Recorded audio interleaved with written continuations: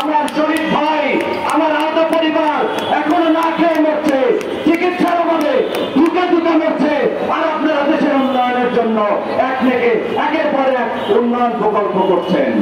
এটা স্পষ্ট জুলাই শহীদদের সাথে, জুলাই আহতদের সাথে বেইমানি করা হচ্ছে, জুলাই স্পিরিটকে নষ্ট করে দেওয়া হচ্ছে।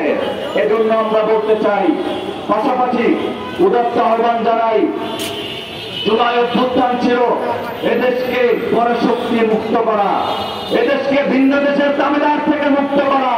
কিন্তু এখন আমরা রাষ্ট্রের বিভিন্ন জায়গায় দেখি এই স্বৈরাচারী আওয়ামী লীগ এবং ভারতের দলদাস দাবিদাররা এখনো শক্তভাবে অবস্থান করছে। আমরা স্পষ্ট করে বলতে চাই, অনতিবিলম্বে এই আওয়ামী লীগের দোসরদের এবং ভারতের দাবিদারদের যদি এখনো পর্যন্ত অপসারণ না করা হয়, প্রয়োজনে আরেকটি যুদ্ধে ডাক দেওয়া হবে, আরেকটি আহ্বান করা হবে, যে অভ্যুত্থানে এই 19 সরকারের গতিও থাকবে না ইনশাআল্লাহ।